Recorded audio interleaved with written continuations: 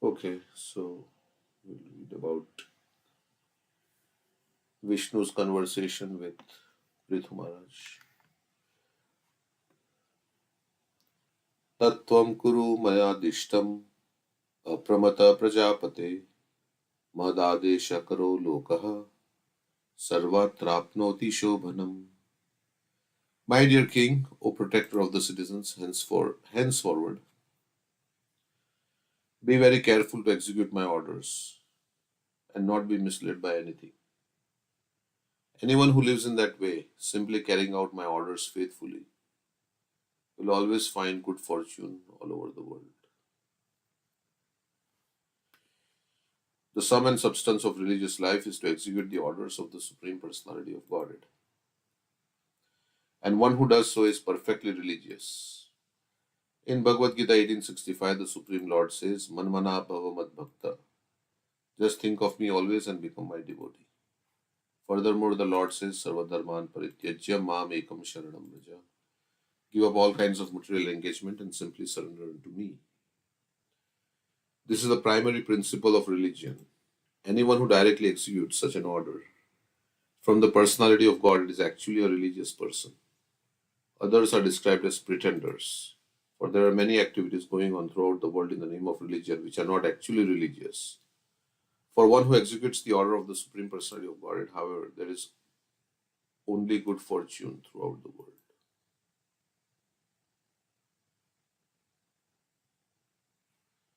Okay, so it's self explanatory. Krishna is giving so many instructions, and to follow those instructions is the perfection of life. And Prabhupada quotes here two instructions: to always think of Krishna, to become his devotee, to offer obeisances to him, to worship him, to surrender, to give up everything else and surrender to him. So these are the instructions. If we follow, then there'll be good fortune. And yesterday, as we were hearing, if we don't follow, then there'll be no perfection, there'll be no happiness like that. And that is why there is chaos in this world and in our life. To the extent we follow Krishna's instructions, we'll find happiness. Otherwise, there'll be anxiety. So, any comments? Anybody else?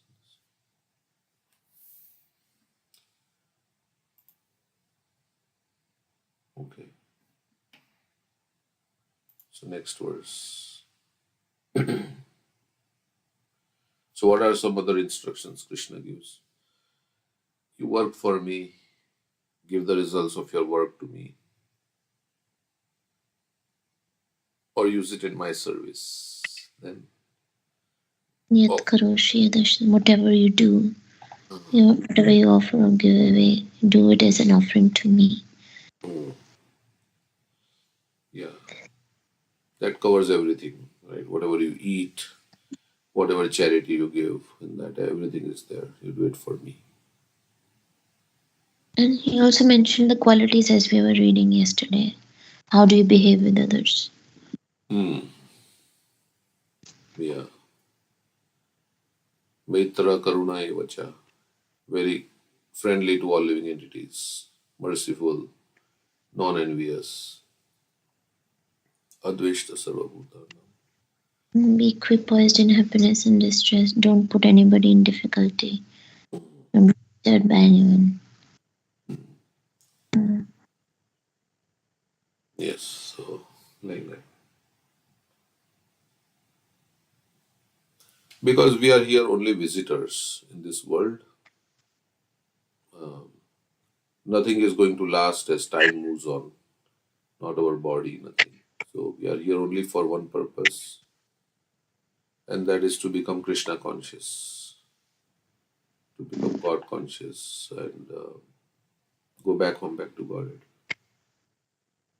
That's the only reason why we are here. And our life is also very short, only few more decades, if at all, if there is, which is very short compared to eternal time. So we should not take this material life very seriously. And this body and all the things that mind tells us, we should not take it very seriously.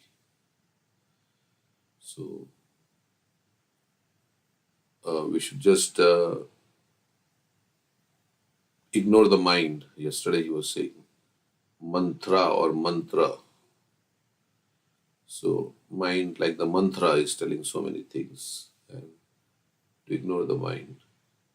Because nothing, all these things that we think is very important will not be important in 10 years, 20 years, 30 years.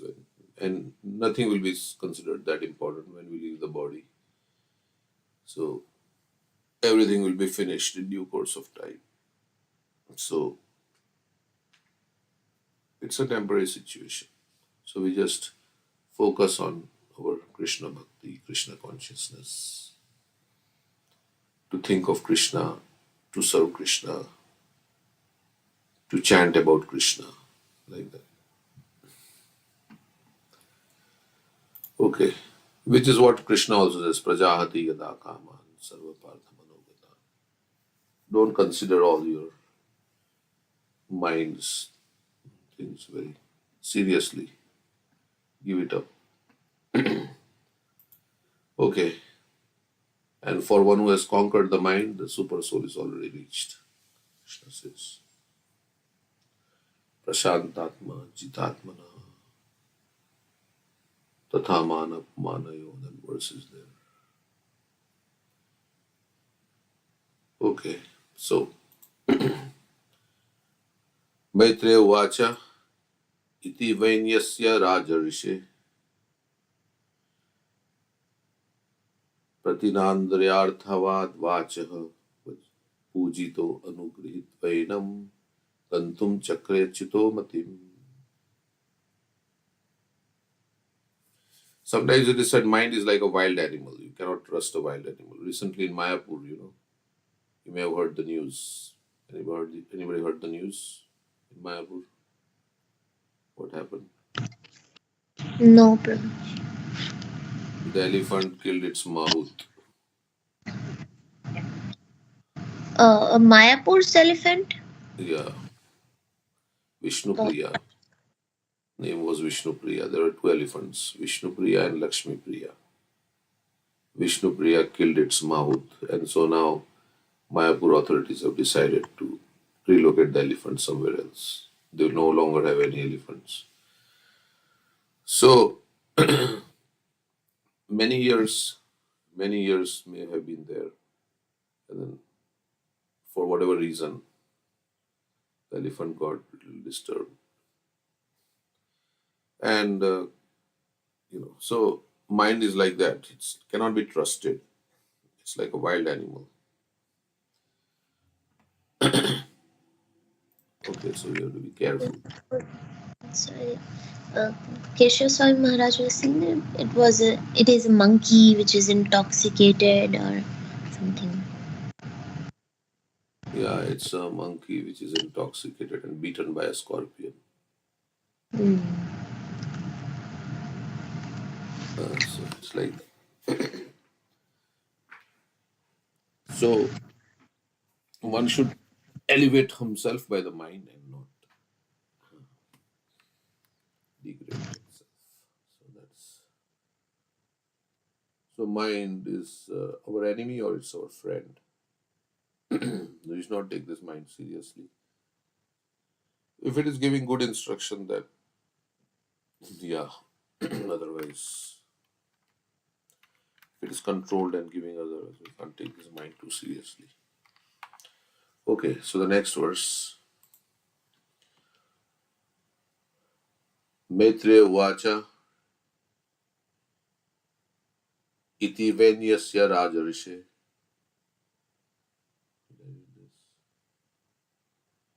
pratinandarayarthavad vachah pujito anugrihit vainam kantum chakre chito matim. The great saint Maitreya told Vidura,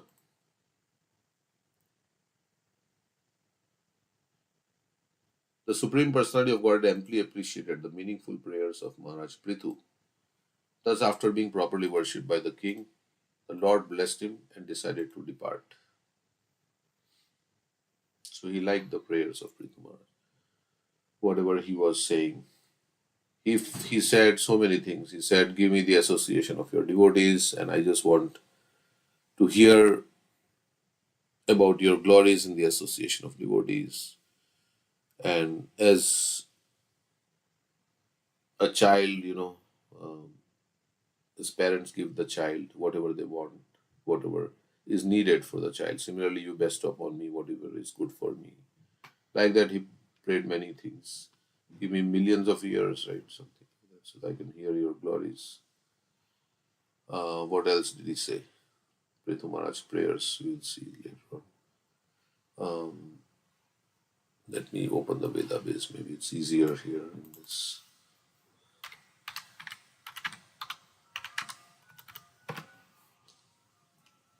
Hmm, what happened? He didn't bring it up.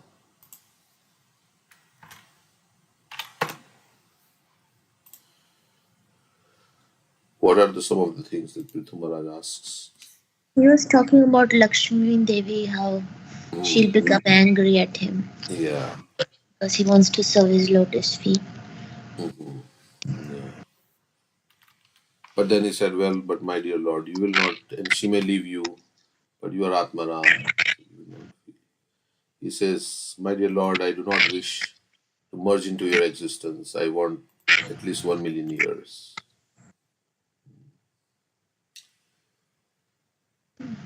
So who will not hear about your glories unless he's an animal?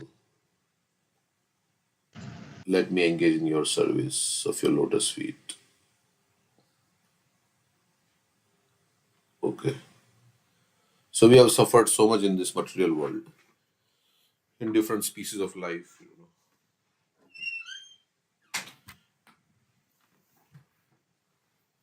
Somebody was, I don't know, somehow this came up how there has been massacres throughout history in human society, human history. So many people have been killed. So somebody was like, I just I just happened to read this uh, that this guy Ahmad Shah Abdali, he massacred like thousands of Hindus in 1757. So like that, history is replete with examples and so many things. So many people have been killed, and not only I'm not, it's nothing about like, yeah, Mughals have, they made a whole mountain of skulls of, and they attacked Vrindavan in 1757. So somebody was saying that this Ahmad Shah Abdali massacred Hindus during Holi. He came to Vrindavan on 20th February 1757, and he killed thousands and thousands of devotees there who had assembled in Vrindavan for Holi.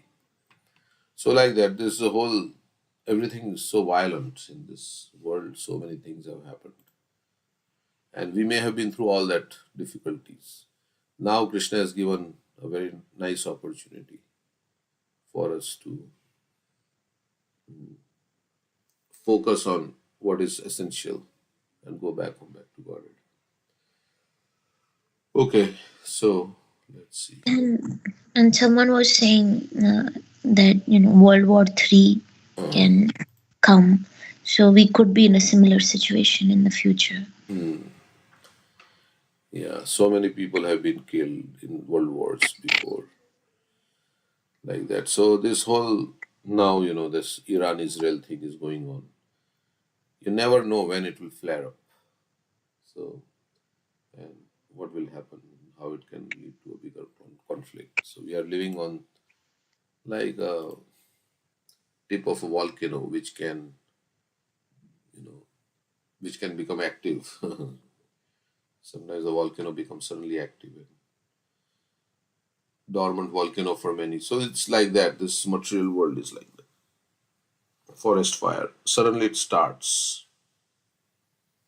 And personally also it can happen. Suddenly you find out you have certain disease.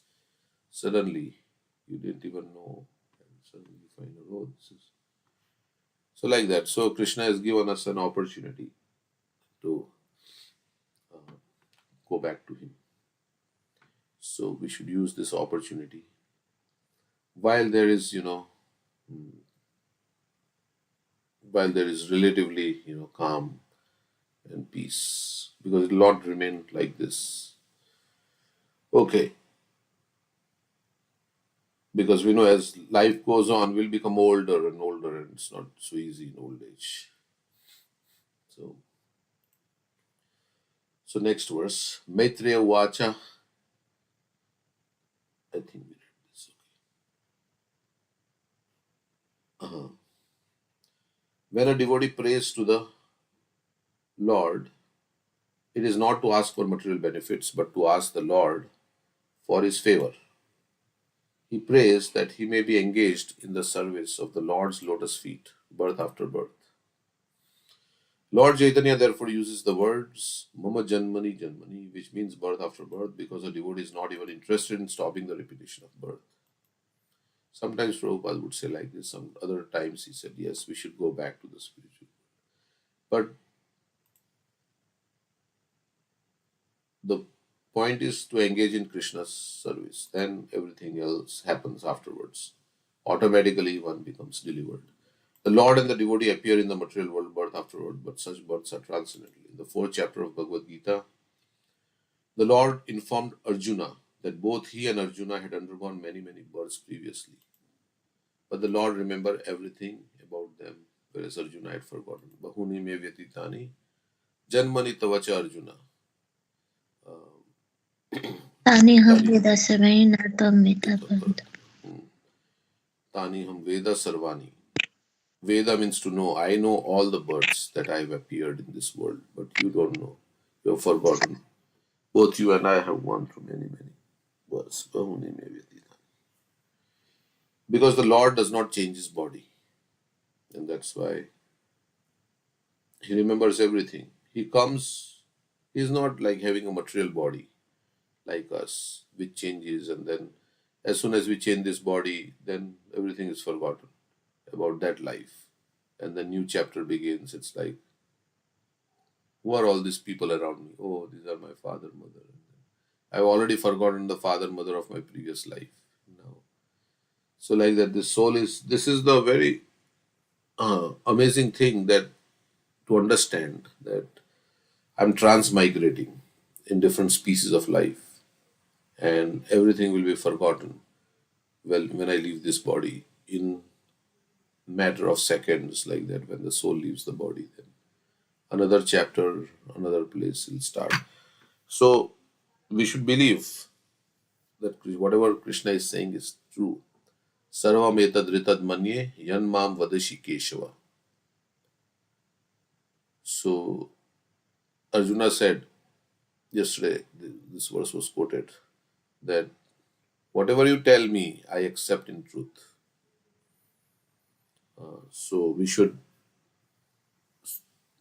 read Bhagavad Gita with the understanding that whatever Krishna is saying is the truth. Everything is truth, whatever Krishna is speaking.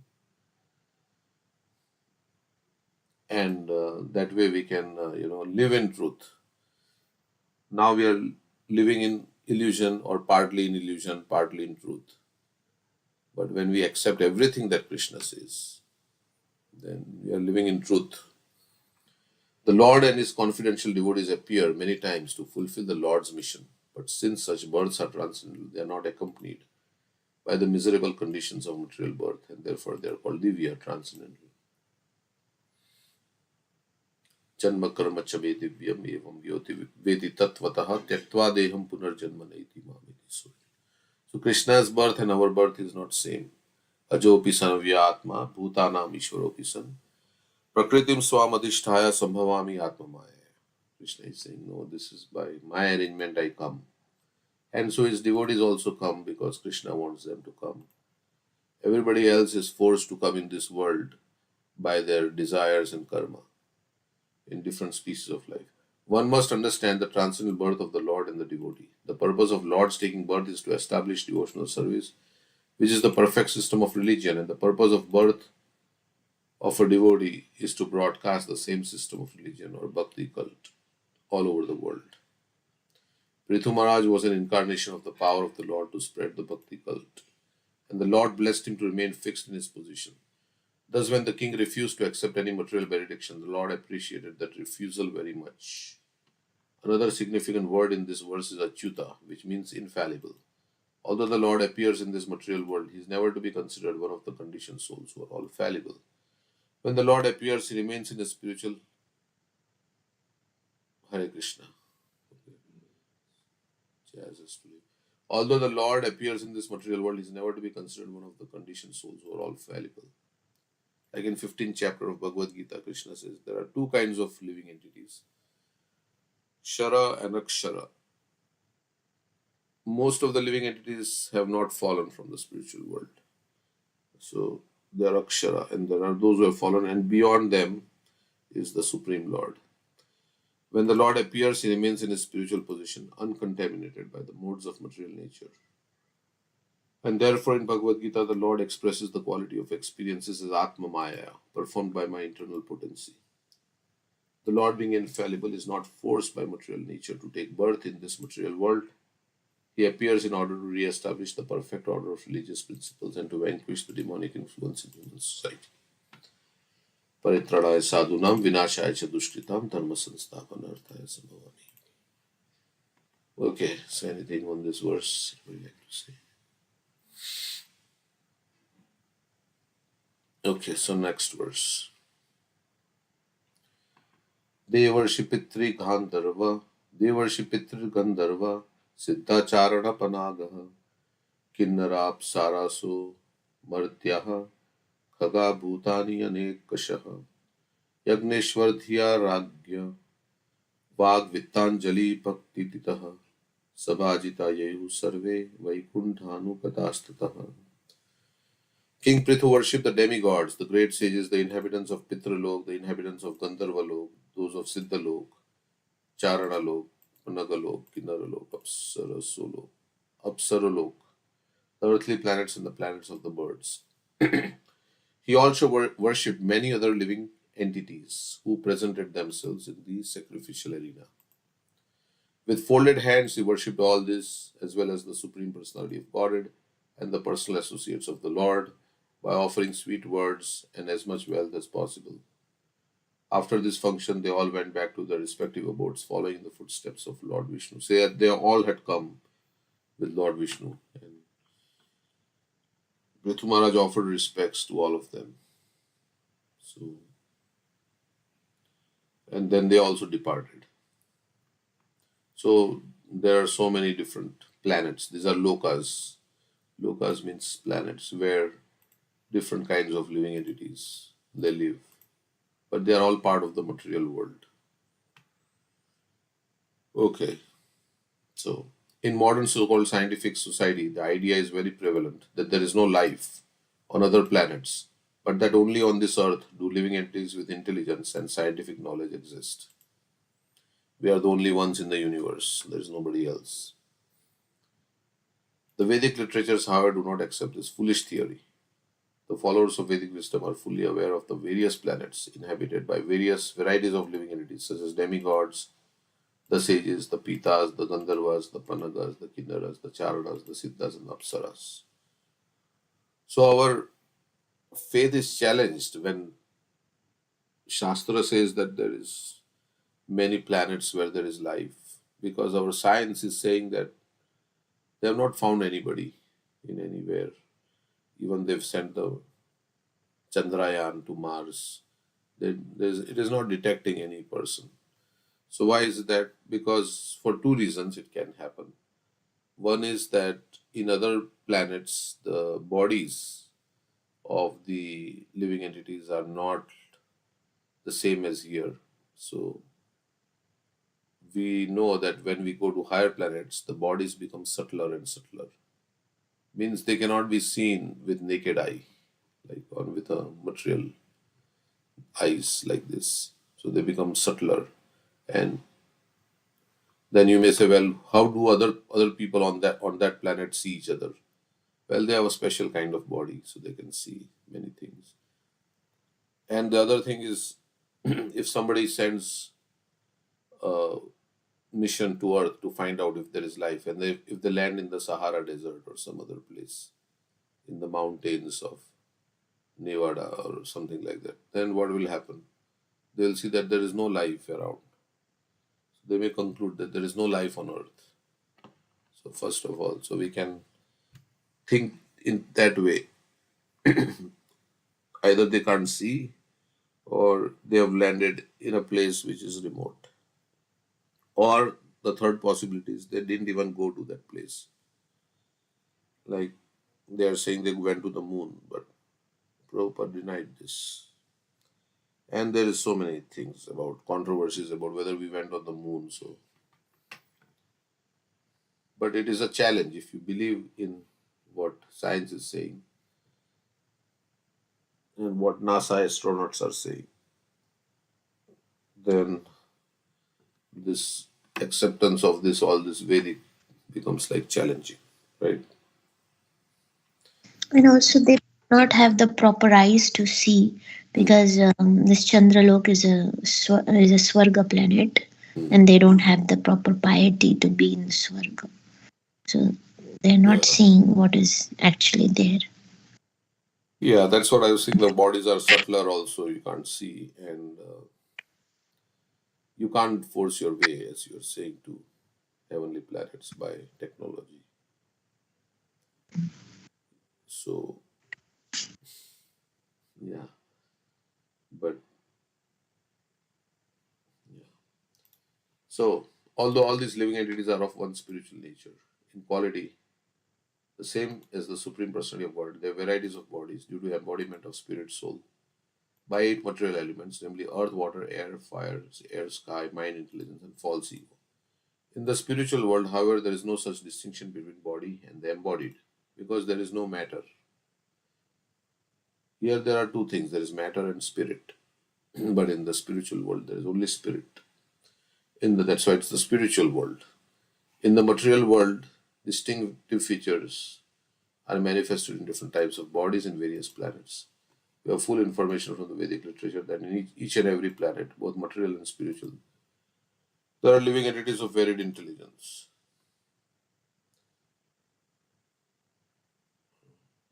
The Earth is one of the planets of the Bhurlok's planetary system. There are six planetary systems above Bhurlok and seven planetary Bhur, Bhuva, and Swa, and like that up Janalokman, and seven planetary systems below it. Therefore, the entire universe is known as Chaturdasha Bhuvan, indicating that it has 14 different planetary systems. Beyond the planetary systems in the material sky, there is another sky which is known as Paravyom, or the spiritual sky, where there are spiritual planets. So, how much is the material world and how much is spiritual world? 3/4 is spiritual world, 1/4 is Three-fourth is material. spiritual world. Yes, three times bigger than the material world, the spiritual world. And we can't even like measure the boundaries of this material world. So it is basically infinite, right? For us, the material world is infinite with all its galaxies, and so spiritual world is beyond this. Paravyoma, the inhabitants. It is said that in that spiritual sky, in one corner, is the Mahat Tattva, and that is where the whole material world is there. Rest are all Vaikuntha planets. So just like in a city, in some corner of the city, there is some prison cell. So like that. The inhabitants of those planets, and we are in that prison cell here in this. The inhabitants of those planets engage in varieties of loving service under the Supreme Personality of God, which include different rasas or relationships known as Dasyaras, Sakyaras, Vatsalyas, Madhuryaras, and above all, Parakyaras. This Parakyaras or paramour love is prevalent in Krishna Lok, where Lord Krishna lives. This planet, which is not found anywhere else except in Golok Vrindavan. This planet is also called Golok Vrindavan, And although Lord Krishna lives there perpetually, he also expands himself in millions and trillions of forms. In one of such forms, he appears on this material planet in a particular place known as Vrindavan Dham, where he displays his original pastimes of Golok Vrindavan Dham in the spiritual sky in order to attract the conditional souls back home, back to God. It is very, all this is very amazing, right? That those activities in Golok Vrindavan, which is the topmost spiritual planet, is exhibited in this Bhoma Vrindavan by Krishna, the Ras Leela and all that. It's not the demon killing, but others. So, or maybe there is demons in spiritual world. There is some illusory right thing that happens. Some demons. Okay, so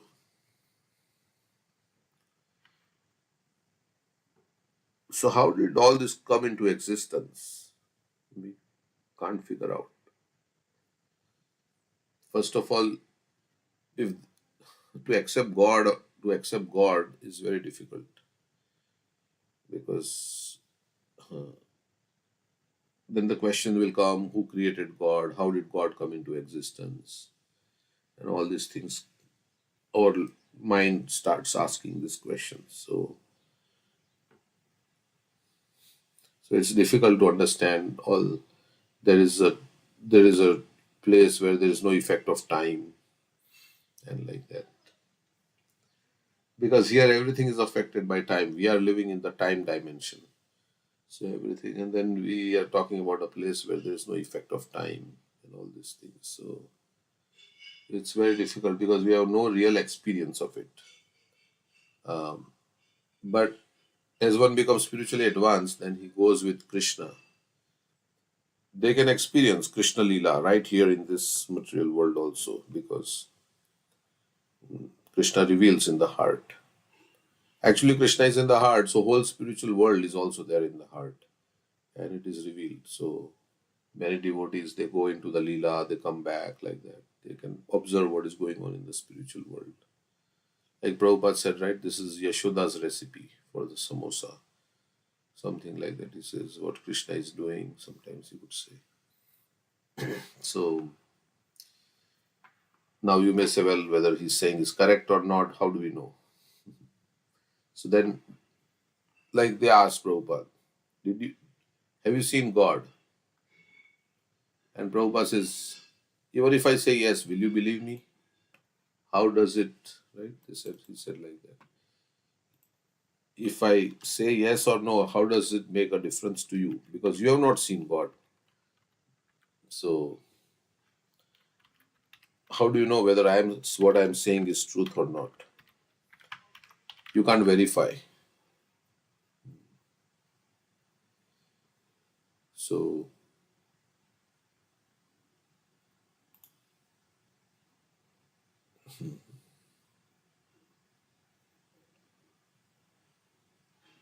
so Prabhupada realized that. Charudas, two young interviewers asked Prabhupada, have you seen God? Prabhupada said, what do you think? Before you buy gold, you should first educate yourself so you can recognize gold. So, to know whether my answer is right or wrong, you need to know who God is and the qualifications for seeing Him. Do you know who God is and who is qualified to see Him? They said, no. Since you don't know, for better or worse, you have to accept whatever I say. Will you do that? Then they said, yes. Then I have seen God. That was powerful. So Prabhupada did say, yes. Will you accept what I say? Since you have no means to verify, yes, I have seen God.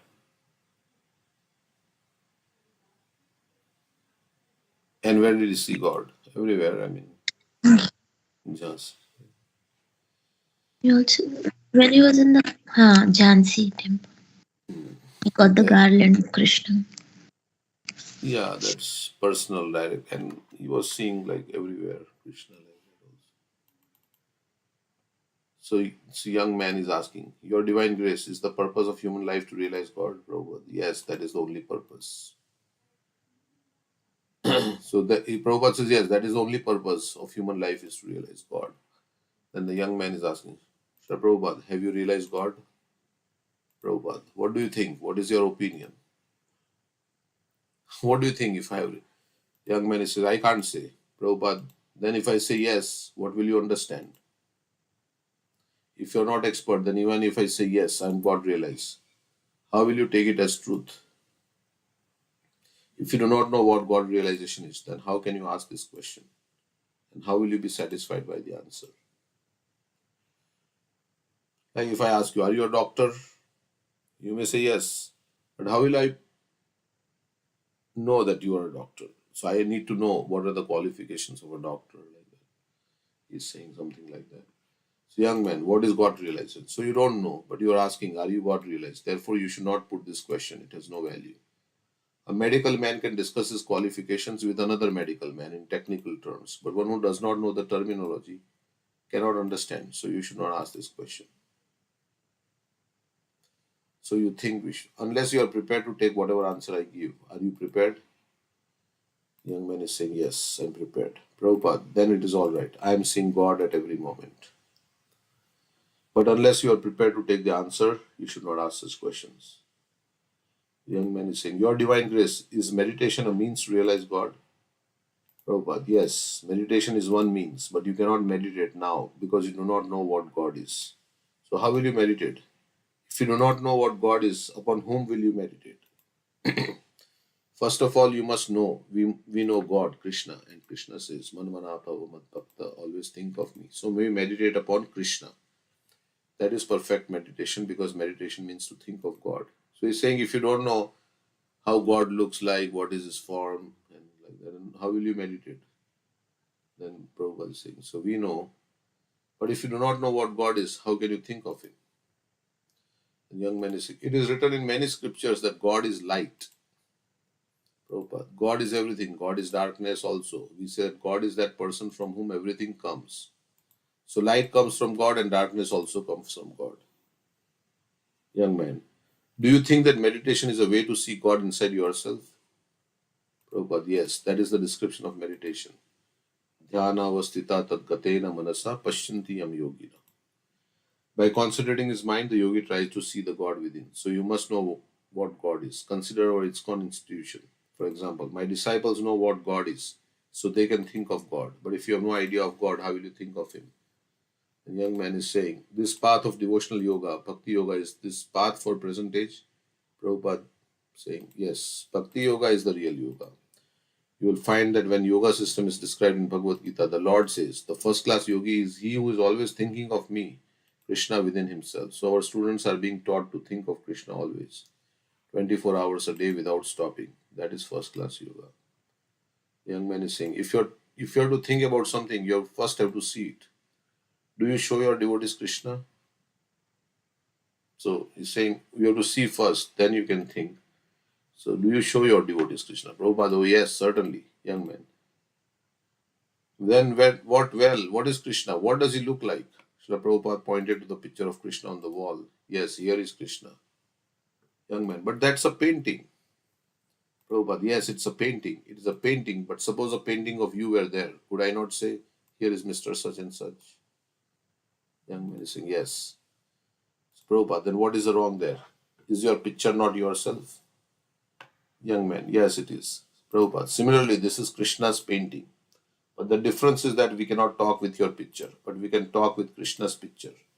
That is the difference. Young man. But still somebody must have seen Krishna to actually paint him. Prabhupada, yes. When Krishna was present on this earth, so many people saw him.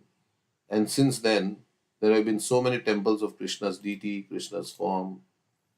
The same form described in Vedic literature appeared personally, and the devotees made statues. Like who was that? Vajranab, right? He made based on Uttara's right direction. Vajranab also, there is all the deities, the grandson of Krishna, right? Is that correct? Yeah. Uttara saw the deities in and she was saying that, oh, this is like she saw the Radha Madan Mohan. Yeah, the face is like that, or Hmm. Yeah. The face, the waist, the feet, and Radha Raman. Radha Raman's all three.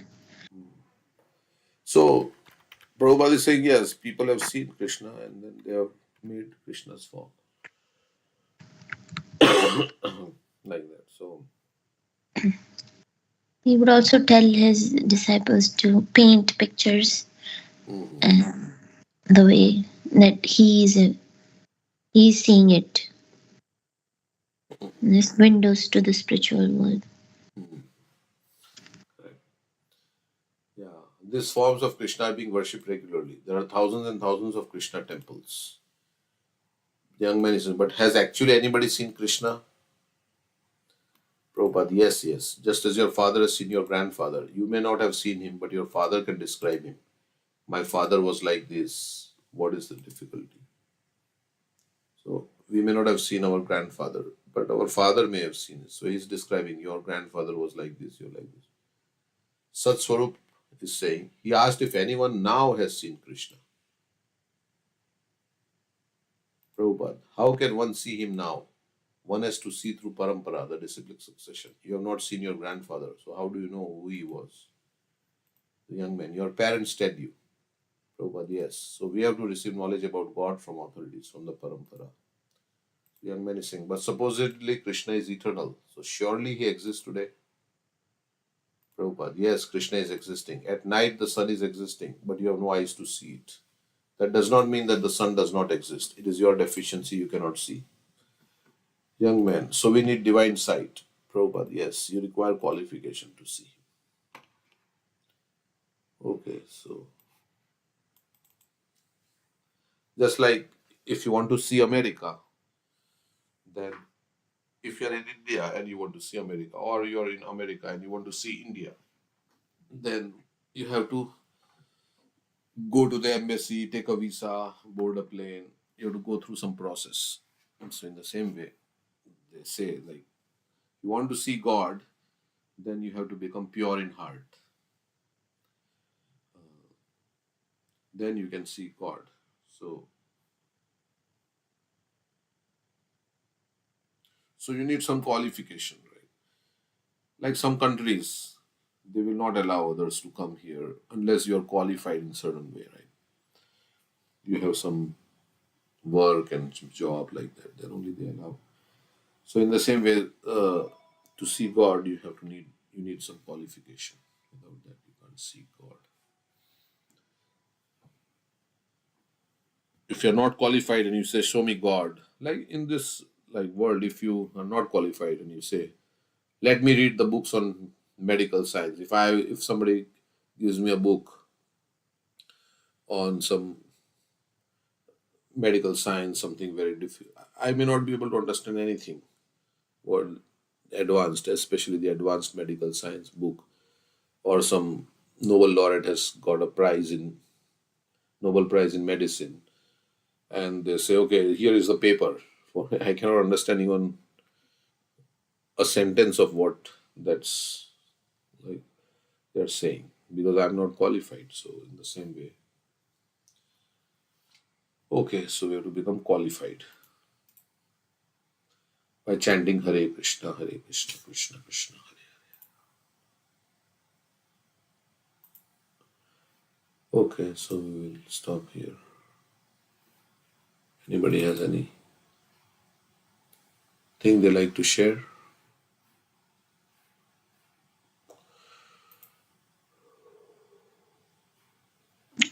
You can read the book Dancing White Elephant. Okay, which page we are on? We are on page 32. 32. We finished that lecture, right? That article. We finished. Okay. So we can read. Okay, we can read. Soon after our meeting with the Prime Minister Gandhi, Srila Prabhupada wrote Guru Das, A big temple and compound belonging to the Maharaj of Bharatpur on the bank of the Yamuna at Keshi Ghat is for sale. Therefore, I would like you to go immediately. Is this the Govardhan temple is being talked about? That's from Maharaj Correct, Bharatpur, correct. right? Yeah, that is the one. Oh, wow. Prabhupada also sent us a package containing a handwritten note and a large iron key. In the midst of all the austerity, sickness, and penury we had been enduring, the key represented to us the unlocking of something wonderful and long desired,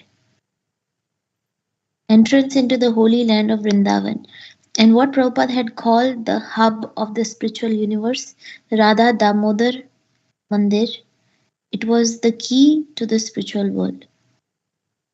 So, the handwritten note and large iron key. What is that? Is it analogy? Key to the spiritual world, or was it a key? Let me see. So this Prabhupada also sent us a package containing a handwritten note and a large iron key in the midst of all the austerity signal. So it was key to the Radha Damodar temple. Oh, okay. Yeah. Mhm. So which is the hub of the universe. So When Gurudas left, and after several days we had not heard from him, the rest of us followed. As soon as we arrived in Vrindavan, I felt something different, as if Krishna and his cowherd friends and cows were still present, 5,000 years later. When Srila Prabhupada asked me about my visit, he himself articulated for me what I had experienced. When we are in Vrindavan, we don't see Krishna now, but we can feel his presence. I thought about the residents of Vrindavan looking out in the same way for their beloved Krishna and Balram as they returned with the cows 5,000 years ago. Yamuna reflected. The nights in Vrindavan are strangely reticent, the stars all encompassing and appearing almost touchable. There are no loud sounds in Vrindavan at night, only kirtans from temples and houses, bicycle bells, temple bells, birds singing, peacocks keening, and dogs barking. Vrindavan is like a dense forest of longing, great longing and urgency for Krishna captured in every vision. So Gurudas went to Vrindavan, right? Prabhupada had said that this thing is on sale, compound. So now these other devotees, they didn't hear anything from Gurudas for several days, so they decided to also go to Vrindavan. And this Yamuna Devi is saying that she visited Vrindavan, she experienced Krishna. As Prabhupada is saying, we don't see Krishna, but we can experience him, we can feel his presence. And she's saying that at night there are no other sounds. You have temple sounds, but nowadays there's a lot of traffic sounds, honking. We have heard. yeah, and you hear loudspeaker also. I think Mhm. loudspeaker. The dogs are barking all night. Yeah. Yeah, more and more it is becoming commercialized. But this was like 60 years ago or something. So the flowers are so sweet and plentiful: whites, reds, maroons, pinks, and greens. Monkeys, pigs, elephants, horses, dogs, camels, and hundreds of cows, bulls, and calves all reside on Vrindavan streets. The market bazaars sell sweet peda, gulab jamuns, laddu, rasgulla, and rasmalai, as well as devotional accessories. With early morning came the shouts of Radhe Shyam from every direction and the softer sounds of Japa. Srila Prabhupada told us that we should consider all of the inhabitants of Raja as devotees. In this first visit, that was easy to do because everything was mystical and colored with the dyes of its newness and its spirituality. We saw all Vaishnavas as honoring other Vaishnavas. We saw everyone as servants of Krishna, always chanting and serving and glorifying Radha and Krishna. That was a special mystique of this place, the spiritual dimension of Vrindavan Dham. At the Radha Damodar temple, we took out the key that Srila Prabhupada had sent and opened his kitchen door. The wooden door swung open slowly. Yamuna described its iron rings groaning from the disuse and its weight. Shafts of sunlight shone through carved windows, shutters, and fell onto shades of silvery grey. The scene was like a still life from a previous century. Every surface was coated with at least 2 inches of powdery Vrindavan sand that obliterated corners and angles and made all forms look ethereal.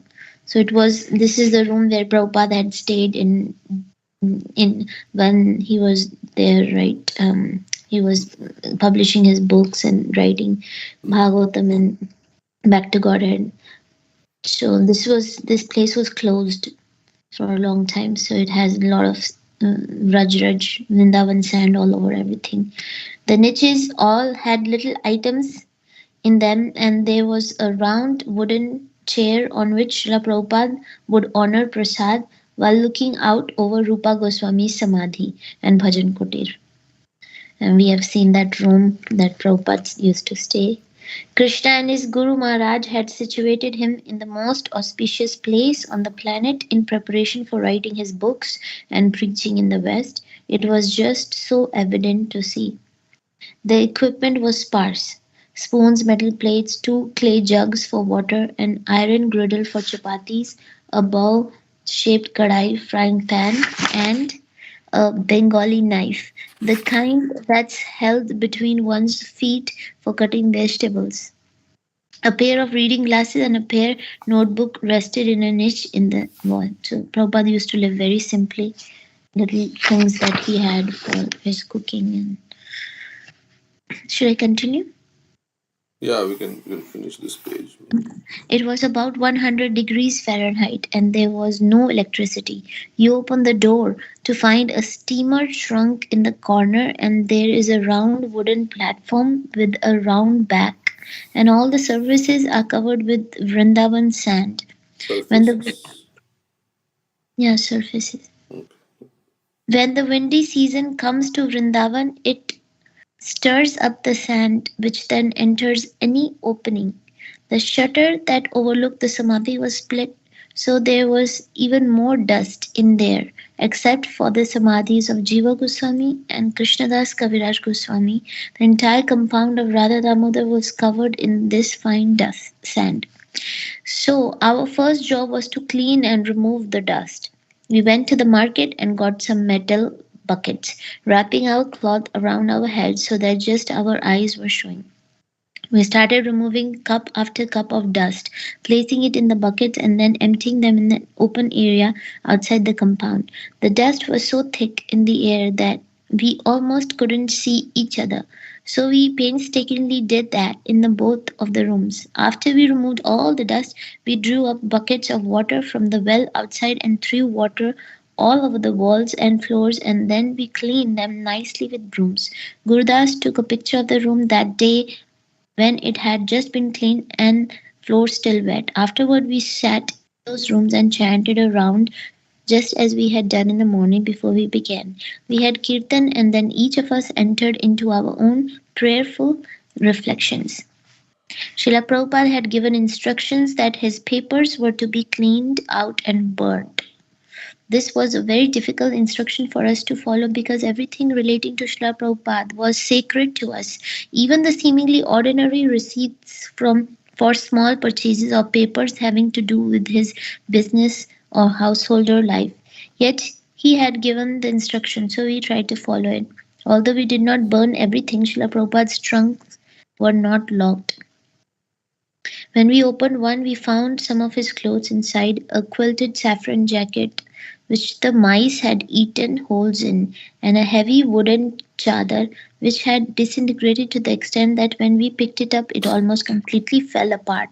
There were also the personal papers which we later took to the Yamuna, where we made a bonfire and burned them.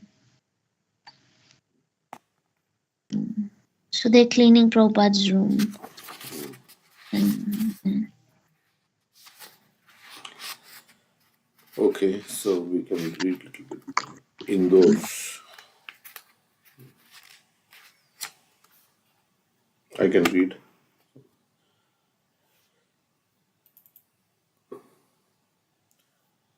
After a month in Bombay, Srila Prabhupada proceeded to Indore by the invitation of Gita Bhavan for Gita Jayanti Mahotsav, the celebration of Lord Krishna speaking the Bhagavad Gita to Arjuna.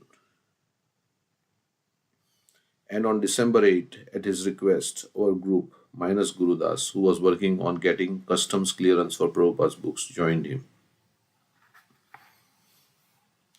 So they went to Indore because they'd been invited for some Gita Jayanti Mahotsav. When Krishna spoke the Bhagavad Gita, the organizers had assigned Prabhupada a cottage with a lawn and garden and housed the rest of us nearby. So Prabhupada had a separate quarter. He had a cottage. And the others were all who traveled with Prabhupada. They were in another place. After settling into our quarters, we toured the festival site, large pandal and stage, the Gita Bhavan Eye Hospital, and an extensive diorama exhibit with an electric mix of spiritual paths. So they were looking around once they settled there. They're looking around what is there in this Gita, in this place. So they saw so many different dioramas showing different spiritual paths. It was kind of like a pseudo spiritual museum, and we were impressed by the energy and imagination that had gone into the center, but dubious, it's doubtful about the legitimacy of it all. So they were seeing everything, different things. So, but it was impressive, but they didn't like the. There's all very confusing. Krishna, Buddha, Jesus, Vivekananda, Ram Krishna, as well as demigods and even animals were all on display, which La Prabhupada referred to dismissively as a hodgepodge. Where in Bhagavad Gita does it say that you should open an eye hospital? He asked. But if I tell them that, they'll feel offended. Later, when we entered Prabhupada's darshan room, he looked up from his desk. Srila Prabhupada, Yamuna remarked, you now look like just like a picture I've seen of your Guru Maharaj looking up from his desk. All that glitters is not gold, he replied. My Guru Maharaj was like gold, I am like iron. Of course, we knew that he was pure gold, just like his Guru. Yamuna said, now that you're looking at us, it looks the same. Your picture looks exactly like how Bhakti Siddhanta Saraswati was looking in this circumstances, like that when he was looking up. You look exactly like him. So Prabhupada says, no, he was gold, I am iron. Prabhupada is talking about the eye hospital. I mean, we do have Bhakti Vedanta Hospital, right? ISKCON's hospital. Yeah. I mean, that is not the main purpose of ISKCON, is to. But yeah, if somebody can be given Krishna consciousness like that, and there is some, that's nice. But the main purpose of ISKCON is to uh, educate people, make Mhm. the chanting, yeah. So, But like but in Vrindavan, we have the free, this hospital or something for Vrajvasis who are devotees, as we're saying. So, yeah, because Prabhupada would say even the government is opening so many hospitals, so we are not, they are not doing our work of spreading Krishna consciousness. So we are not supposed to do their work. They are doing their work, whatever the philanthropic work. There are so many. Uh, but of course, because this hospital is like, it's like in a Krishna conscious way they have. So it is very beneficial to the general public, right? They give Jagannath, the darshan is there in Bhaktivedanta Hospital. And devotees have to work somewhere, right? Because they have those who are not living in the temple, they have to work outside. So why not work in an environment where all others are also devotees? So all the doctors, they came together and they work as in a hospital, so they get the association of other devotee doctors and like that. But yeah, so that way it is good, right? And everybody gets to see Jagannath, and so it's nice. Yeah, because if the devotee's health is not good, then how can they practice Krishna consciousness, right? So their doctors help the devotees and the non-devotees, and if the non-devotees get impressed by such a service that ISKCON is doing, then they will also get attracted. Like when they distributed free meals during the COVID time, Mhm. uh, they all appreciated what ISKCON was doing. Yeah, that's correct. Yes.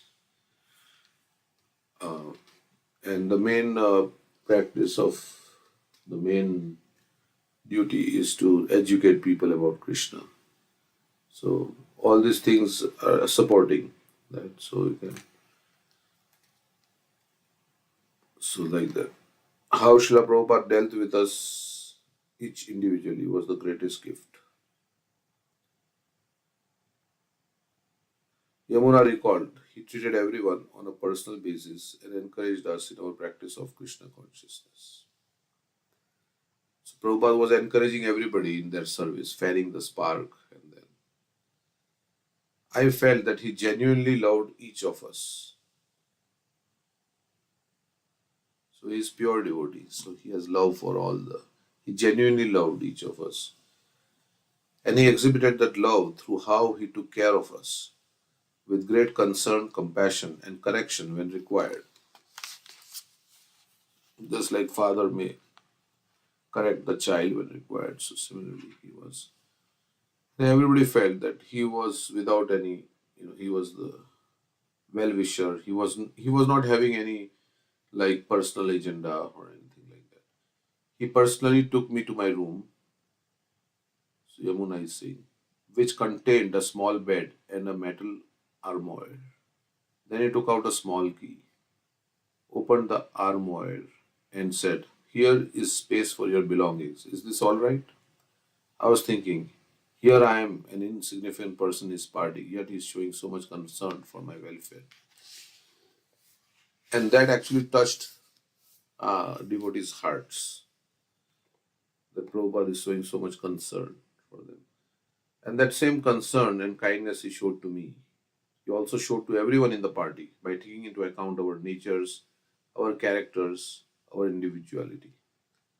We were his World Sankirtan party, his preachers, and at every moment we were reminded how important this was to Srila Prabhupada, this traveling Sankirtan.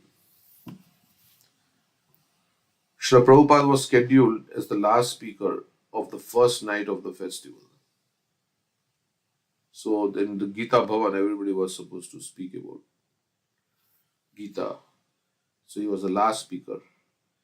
So we all had to sit on stage for hours listening to an assortment of sadhus and swamis, giving a series of long lectures in Hindi with Mayavad misconceptions. So they didn't understand Hindi, but they had to sit through that to just come to the point of like when Prabhupada was going to speak. He was last. He sat with us and waited, chanting Japa. And they were speaking all Mayavad philosophy, a lot of things. We are God, God is illusion. I mean, God doesn't have a form, Brahman is Satya. When it was finally his turn to speak, he described how he was spreading the teachings of Bhagavad Gita in the West. The Gita, he said, was for devotees of Krishna and should not be misinterpreted, which would be cheating in the name of religion. At the end of his talk, he asked us to have kirtan, and when he joined us in the dance on stage, the crowd came to life and began clapping rhythmically. So they had a kirtan. Hansaduta jumped down into the crowd, still playing mridanga. Then other devotees joined him, and soon hundreds of people rose to their feet and joined the kirtan and dancing. The next day, pleased by the performance, the pandal directors visited Srila Prabhupada in his quarters. So everybody liked the kirtan, so they came. to Srila Prabhupada where he was staying, the organizers. Prabhupada complained about having to wait so long to speak and his disciples having to sit through hours of speeches that deviated from the teachings of Gita in a language they couldn't understand. So he was saying, my disciples are they don't know Hindi, they have to wait. And whatever you are speaking anyway is not directly the teachings of Gita. So, but the director replied, we do not favor any particular way. Followers of Shankara school and Shankar school and others also come to our institution. We do not subscribe wholly that Sri Krishna is the sole God or anything of the sort. There is a power behind him. So this director is saying we don't accept that Krishna is only God, and that the remark drew fire from Prabhupada. What kind of glorification of Gita did not accept Krishna as the Supreme Personality of Godhead, the highest truth? Mata parataram nanya. So Krishna is saying, there is no truth superior to me, and here they are saying that Krishna is not the highest.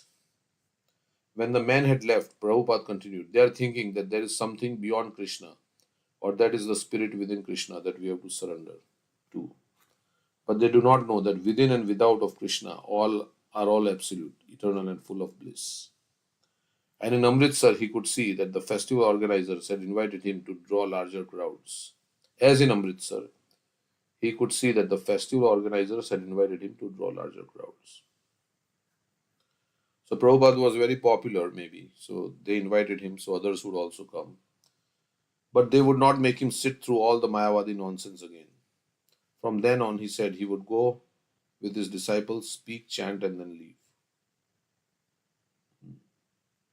The next night, so first night he was the last speaker, and I'll just read one more. The next night, however, despite promises by the Pandal directors, Prabhupada again had to wait until the end of the program before he could speak and hold kirtan. The crowd was larger than before, and they were clearly waiting for him and his foreign sadhus. So everybody was waiting for the kirtan. When his turn came at last, he spoke and then asked us to begin kirtan.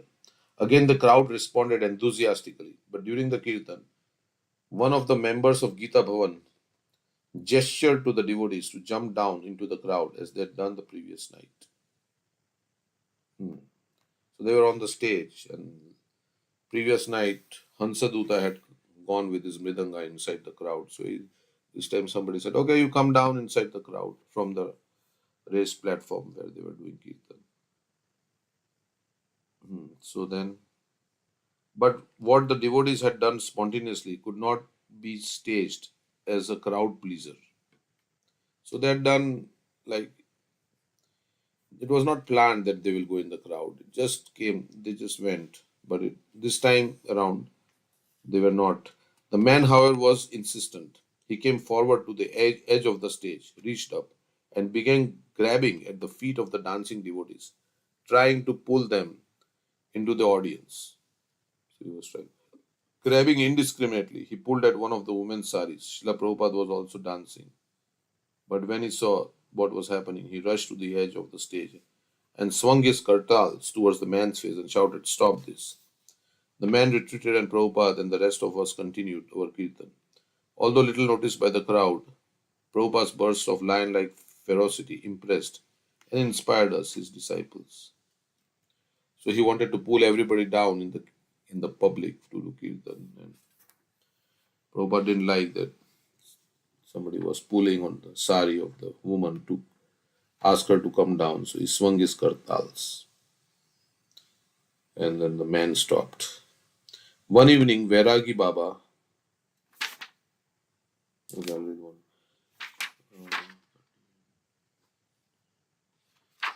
so this is nice, all these experiences. One evening, Vairagi Baba, an educated follower of Lord Chaitanya, who had visited America and spoke fluent English, and who had participated in one of our programs in Bombay, joined Srila Prabhupada and the devotees on the stage, and Prabhupada got up from Vyasasana and came right in front of him and began to jump up and down and dance in an effort to encourage him also to jump up and down and dance. And there were the two of them jumping up and down and dancing before thousands of people. So this Vairagi Baba and Prabhupada were dancing on the stage. The festival directors were again pleased with Prabhupada's lecture and kirtan. So they liked what Prabhupada said, and but he sent them word that he would no longer sit through the other speakers, waiting for his turn. So he said, "No, I cannot sit for everybody to speak and my turn." He had varied off hearing opinions on the Bhagavad Gita that avoided its conclusion, surrender to Sri Krishna. So others were speaking, but they were not, they're deviating from what Krishna was saying, the absolute truth. Some speakers made the Gita an allegory. Some said that Krishna was not an actual historical personality. Some just took advantage of Gita's popularity to put forward their own political or social philosophies. A person with his own philosophy would write his own book. Prabhupada said, not use a vehicle for his ideas, the Bhagavad Gita, a scripture worshipped by millions and respected throughout the world. Why should a conference under the name Gita Jayanti become a forum for speculative philosophies? The Bhagavad Gita itself stated that it was the essence of knowledge, meant to benefit the entire world. To misrepresent the Gita, therefore, was the greatest disservice. And Prabhupada felt that by sitting through such a program, he and his disciples were tacitly approving the blasphemous speeches. So they were not saying anything and sitting through that. It was like approving what they were saying. Okay, so we can read till page 40. We read from page 40 because. On the third night of the festival, Prabhupada came with us early, having been promised that he would be the first on the program. But when another speaker stood and began his discourse, Prabhupada, followed by the rest of us, stood and walked off the stage. The festival director was quite disturbed by this, since most of the audience had come especially for the kirtan, and he pleaded with Prabhupada to return. But Prabhupada refused, though he agreed to send his disciples in his stead. Instead, we would speak and hold kirtan. Thereafter, Prabhupada stayed back at his cottage during the evening programs, and Hansadutta and sometimes Hemavati spoke. But as before, we had to sit on the stage for hours and listen to the Mayavadis spout nonsense while the audience was eagerly awaiting our kirtan. So I guess they were speaking in English. And now Prabhupada disciples are speaking because Prabhupada has left. So We what happened next repeatedly, day? I think they told him that he would speak first, but then they didn't allow him, right? yeah, so Prabhupada walked off the stage. All of them walked off. But then they pleaded with him because Kirtan was the main, like everybody liked it. So Prabhupada is not returning, but his disciples are giving the class and Kirtan now. Okay. We repeatedly asked the organizers of the program to tell us exactly what time we would perform, and every day we were given a time and we came. But every evening, the Mayavadis went on, well past the time we were supposed to begin. Finally, Hansadutta told the organizers, if you make us wait like this anymore, we are not going to come. The following night, however, again we had to wait, so we didn't attend the next program. Once more, the organizers were upset. Everyone in the audience had been waiting for us, so they came to Prabhupada's cottage in a group to complain. Why should I make them sit through some Mayavadi speaking nonsense in Hindi, which they don't even understand? Prabhupada replied, and that pretty much silenced the organizers. One of the Mayavadi sannyasis, who went by the name Muktananda Swami, did join our movement. We were impressed by his change of heart, considering it to be like Prakashananda Saraswati and all of his followers' conversion by Lord Chaitanya to Vaishnavism. So this Mayavadi sannyasi Muktananda he joined Prabhupada's ISKCON. We had never had a Mayavadi sannyasi join us, so we asked Srila Prabhupada what his position would be. Prabhupada said that Muktananda should give up his sannyas garments and dress and live like a brahmachari. Eventually, Muktananda went through the standard procedure of getting first and then getting second initiation. Prabhupada was pleased that he had joined and would sometimes address remarks to him for encouragement. So he took initiation also from Prabhupada. When we were not engaged in attending programs or giving talks at the pandal, Srila Prabhupada would send Hansadutta out to make life members.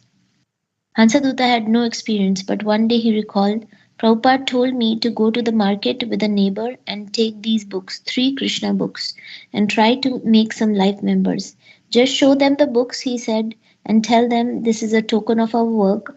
Then ask them to please help our mission by becoming a life member for 1111 rupees. I was thinking that no one was going to give 1000 rupees for two or three books, so I didn't do anything about it. I just avoided the issue. The next day, Prabhupada gave me the same instruction, but again I didn't do anything. So Yamuna Devi is saying that she's also given that instruction, you go out and make some life members. On the third day, he said I had to go. So I went next door and got a man who took me to the cloth merchants. We went to the shop of the biggest cloth merchant in Indore. The man didn't speak English, so the neighbor who had accompanied me translated. I would say, tell him this, tell him that, and the man would translate. After I had exhausted my presentation, I said, now ask him to give a check for 1111 rupees. My translator relayed the message, and the merchant immediately took out his checkbook and wrote the check. So she got the first life member. We visited another merchant and the same thing happened. He immediately wrote a check. And then we went to another merchant and he also became a life member. So I made three life members on the first day. And when I came back and told Prabhupada, he was in ecstasy. Mm. So Prabhupada very much encouraged his disciples, and we should not be hesitant to go out and preach or give out books, right? So what can go wrong? Nothing can go wrong, but there's a possibility that so many people can take up, right? So we should not feel shy. A palmist came to Srila Prabhupada's cottage one day and wanted to read out palms. We turned to Prabhupada and he said it was all right. So the palm reader looked at each of our hands and made predictions. This one would become a great devotee. This one would go back to Godhead in this life. This one would fall away. This one wouldn't make it in this life but would have to come back and try again. Oh my God. He's saying somebody would fall away. How he would feel that the palmist said. After the palmist left, we again looked to Prabhupada for guidance as to what to make of the whole thing. He said, as soon as you clap your hands 3 times in front of the deities during Aarti, all the lines are wiped off. Thus he dismissed the palmist predictions. In astrology, don't apply it to devotees. Bhakti is based on our own desire. And bhakti is not coming from some karma from the past. So that's why. Another time, we were invited to an admirer's home for lunch, and Vairagi Baba was also there. But we noticed that after the meal, he was drinking tea. So, in a casual way, but with an element of challenge, I asked him why. He replied, oh, I am Avadut. I had never heard the word before, so I told Srila Prabhupada what had happened and asked what it meant. Prabhupada smiled and said, Avadut means one who is above the regulative principles. Generally, this refers to Nityananda Prabhu. And he indicated his disapproval of Vairagi Baba's both drinking tea and referring to him himself in such a manner. Yeah, so nobody can be above regulative principles. Even the great devotees, externally they follow all regulative principles, but internally they are situated on the highest platform, right? As Manjari is on. Indore was the first place where I felt that Srila Prabhupada had things to say that he did not always express openly. Many people asked him about Ramakrishna Vivekananda, for instance, wanting his approval, but he did not directly tell them what he thought. When one man who came to see him asked, "What do you think of Swami Vivekanand?" He replied, "He is not standard," and explained that the standard authorities were Ramanujacharya, Madhvacharya, Chaitanya Mahaprabhu, and Vedic literature such as Bhagavad Gita and Srimad Bhagavatam. By saying that Swami Vivekananda was not standard, he implied that Swami Vivekananda was not an authority at all, but he didn't say it directly. He never compromised on the philosophy, however, and one by one the Ramakrishna and Vivekananda followers went away disappointed. He instructed us that when people asked, "What about such and such Swami?" we should reply, "Swami who?" By indicating that we didn't know who the Swami was, we would be implicitly minimizing the Swami's importance. Then we should ask, "What does he say?" And then we would comment on the philosophy without attacking the Swami as an individual. Yeah, I think this is a very good way, because if he criticizes them, then they will not be willing to hear what Prabhupada has to say, right? So indirectly, he's saying that we don't know who that Swami is. Can you tell what he is speaking? So we'll comment on the philosophy, not on attacking the person. Right, because that's what Amoglila Prabhu said, something about Vivekananda, and all of them got angry and he had to go on. Yeah. Generally, Srila Prabhupada would ask people who wanted to meet with him to come to his cottage, but when the request came from an especially prominent party, he would go to their place. So on December 11th, we went with him to Lal Bagh Palace to meet His Highness Maharaj Tukoji Rao Holkar and Maharani Sarmishtha Bai Holkar, the King and the Queen of Indore. Upon our arrival, we were seated in a room with rows of chairs, where we waited until we were called for our audience with the royal couple.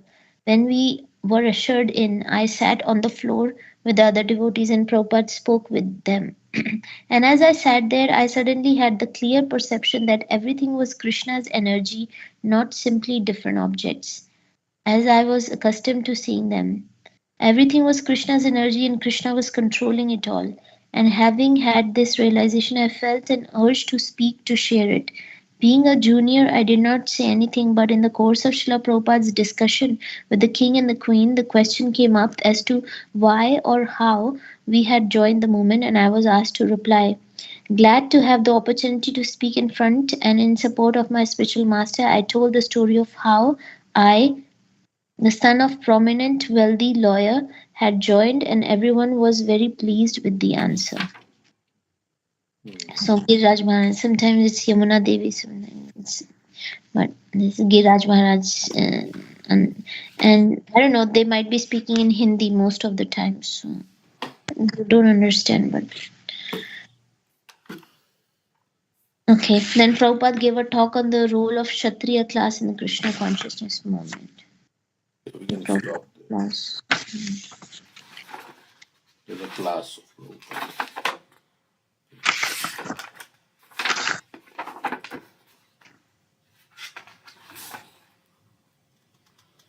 Okay, so it's almost 8:30.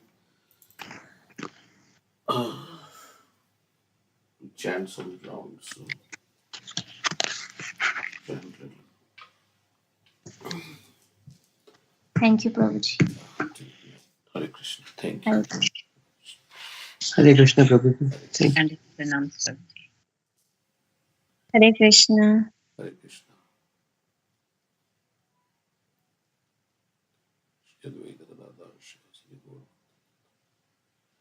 Hare Krishna, Hare Krishna, Krishna Krishna, Hare